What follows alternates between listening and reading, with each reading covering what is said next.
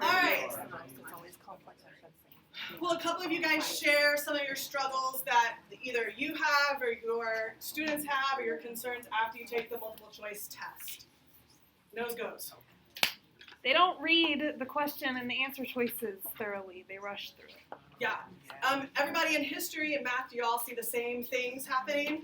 Okay, good. What else? What else?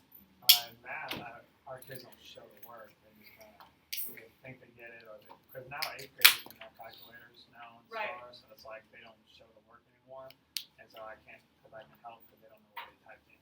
So they just guess. Right. So you don't know where their problem is. Good. So we can help with that today. What else? So we talk with ours.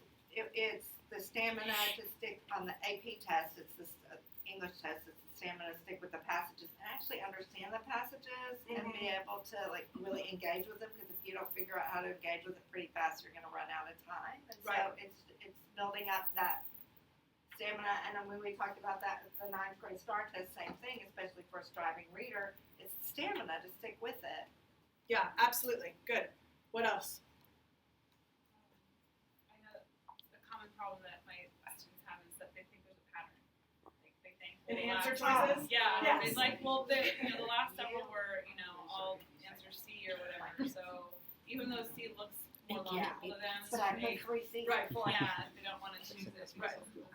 They're trying to outsmart the test. Yeah. Yeah. On that same level, if there's like 4 D's in a row, they won't choose D the next time because it can't possibly. It can't be another D in a row. Right. And I must have gotten those 4 right. The 4 D's right. Yeah. Absolutely. It's the same way that I do till pass, right? Like, oh, I had too many. Yeah. Time. Oh, let me change that, right?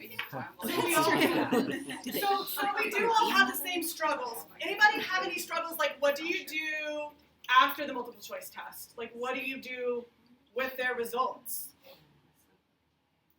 I go through. I always put our stuff in the where as well, and so I go through and I turn off the answer choices, and I go through the test and mark which ones they got wrong, Okay. and have them go back, and then I write down you showed no work on your test, and so I, go back to the same thing, Right. and so they can see, okay, I missed this, and then they know which ones they need to go over. Right. Anybody do like test corrections? What do you do? So in art history, we do group retakes. Mhm. So I sort them based on how they did, usually like a group of middle kids, that kind of thing. And they get to take the same test again together as a group. And so it usually allows them to figure out what they missed. They talk through it. I hear really good conversations, even from kids who maybe aren't as engaged in their learning as they should be. They define vocabulary words that they didn't know before, and so they just guessed. Right. Or they have to rewrite the essays together, and they have to use more vocabulary, and they correct it. Right. And then I average the 2 grades together, and that's what goes in the grade book. That is an elective, so it's a little different. But for us, in the district where they have to make up a summative, right? Like, what do we do? Like, I'm not making another test. I mean, we've been battling this for years, right? Like, I'm not going to spend time making another test because for English, I'm going to have to choose another passage. I'm going to have to grade another essay. I'm going to have to do something, right? So I'm a big proponent of redos, like redoing the test that you did. And it's not just a test correction. So the process that I kind of came up with was like painstakingly over years. My poor kids that I had the first year that I did this did every single question they ever got wrong, like on every test. And those poor kids are off in college now, and I just apologize to them every time I see them because I'm like, I'm so sorry, y'all were my guinea pigs. Now we just do 2. And they're like, what? So you kind of have to find like what works for your kids and what works for your test. But I'm going to walk through my handout. I have some stuff for you guys. Everything is in my Google folder. So write all over this. You guys can copy everything from my Google folder and then just make it your own. So I kind of want to walk you through what our test is and kind of how I walk through with my kids. So our kids for multiple choice for AP language have a passage in anywhere from 8 to 12 questions per passage, and they are worried about time. So for me, with my kids, there's different theories. I let them go for time. I don't worry about spending time working through the passages and allowing them time to do that. I'm more worried about how much time do they have to get through so they feel the pressure. But what we've found is we come back and we actually analyze it at the end. And I'll talk to you about some different ways that we do it throughout the year.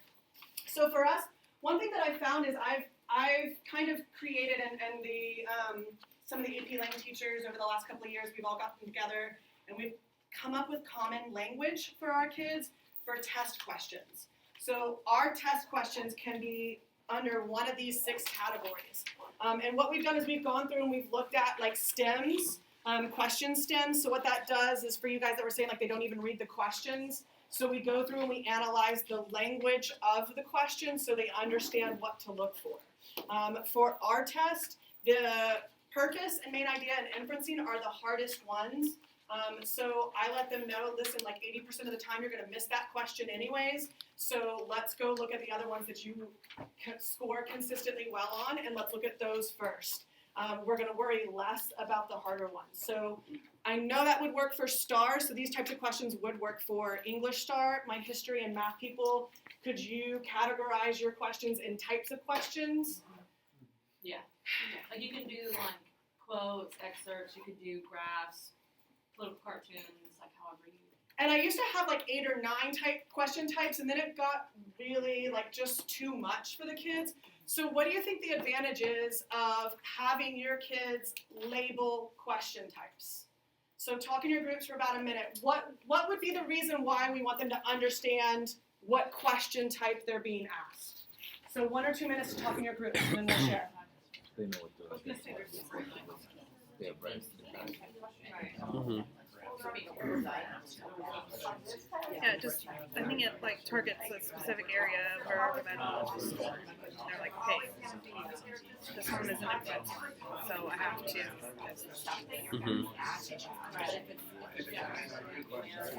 This one's vocabulary. If I don't know it immediately, fine.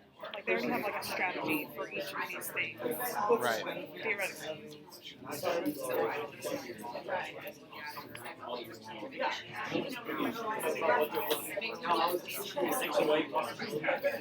And then you're like, no more. No, the kids did it right. There you go. That's always what we do.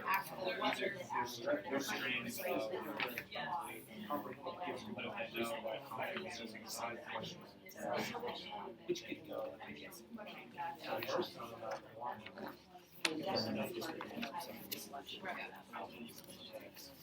All right, so share with me, like, what do you think, what advantages does it have for your kids to understand a question type or to label a question type?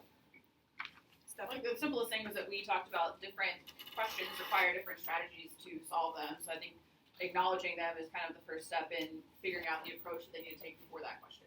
Yeah. Instead of just, oh, I'm not sure what the question was asking me, and they just wing it right down there. Absolutely. We use our test as like a reteach. Mm-hmm. Kind of like what they do is we give them the test after it's done, and in a group they try to create the perfect key. Mm-hmm. But as a group, they could go through another step would be to go through and label the questions. You know, do we struggle with sequencing or timelines or maps? What do we need? And that, as a teacher, would tell you, okay, I need a small group.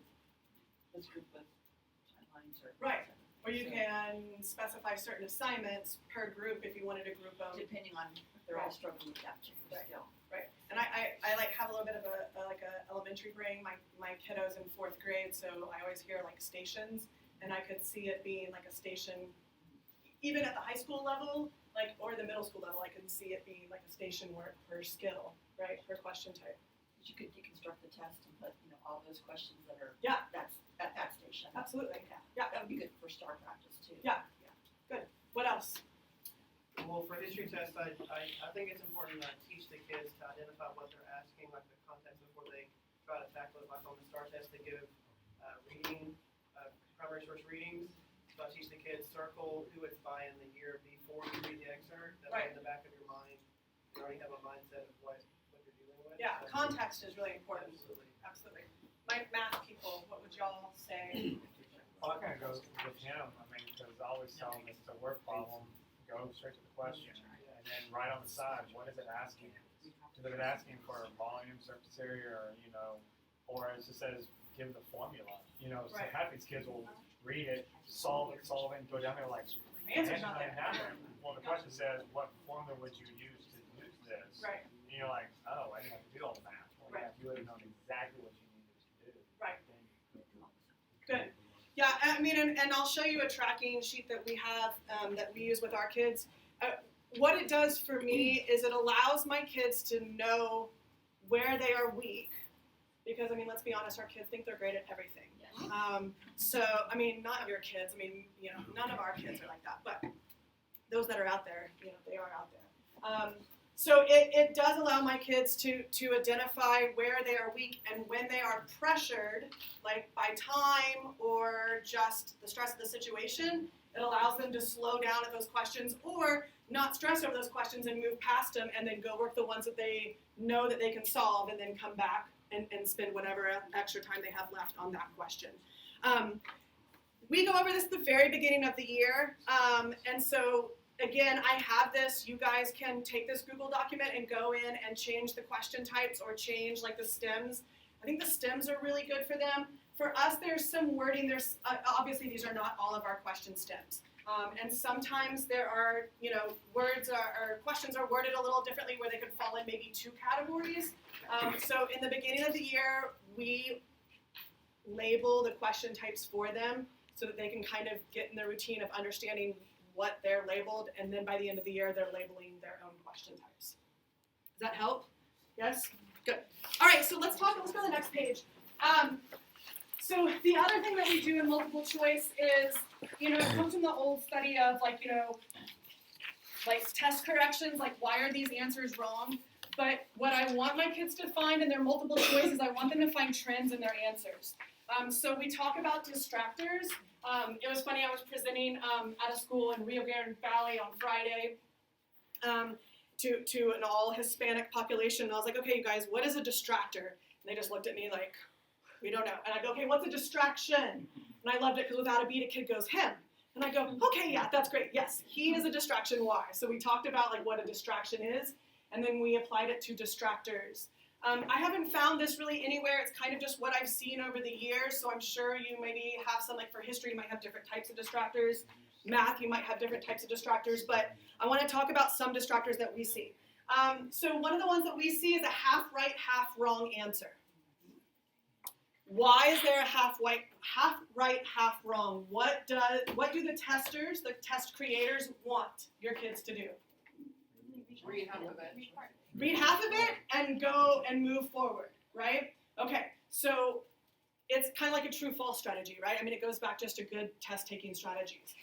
What happens, especially with your higher-level kids, is they will talk themselves right out of that wrong part and go, well, no, it can't be, right? So if they're labeling distractors and they're finding that a lot of times they're narrowing it down to the correct answer and then the distractor, and they find a trend in choosing the distractor, the next time that they narrow down, they will be more likely to look at two answers and say, okay, is one of these a distractor?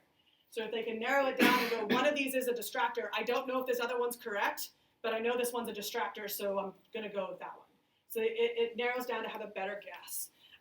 Another one that we have is it's true, but not for the lines or the section reference. So for us, we have a reading passage, and I might go against the grain here, and this is like an SAT, ACT strategies, and I show my kids a little bit of everything. I tell my kids, because for our test we have 4 to 5 passages in 60 minutes, 52 to 55 questions. So our passages are GRE level, so I have to talk to the kids about like what the GRE is, and we have to talk about that. And so they're like, every time I read it, I don't understand. I go, that's okay. Like, we all feel that way. Like, if you don't walk out of my class feeling a little bit dumber, like, I don't know what I'm doing, and I don't know why I'm in this class, then I'm not doing my job, right? So I tell them, like, don't worry about not understanding the passage. For us, I tell my kids not to read the passage because we just don't have time. So for my test, and this is something that y'all might want to look at, for us with this selection, our questions are in chronological order, so they work their self like through the order of the passage. A lot of times that first question is, what is the purpose of the whole passage? Well, why do they ask that first? Because they want the kids to stop and spend the most time on that question, right? So what I tell them to do is I tell them to skip that section and then go answer the rest of the line questions or the paragraph questions, and then by the time they get done with that, they've answered all, or they've basically read the passage. Yes? I don't know if this works the same as ours with history, but do you ever have kids look at all the answers first before they even look at the questions? So yes, and talking about STAR testing, they can. I encourage for us for English to if they have the time, look at the questions. But a lot of times the kids get lost in the questions.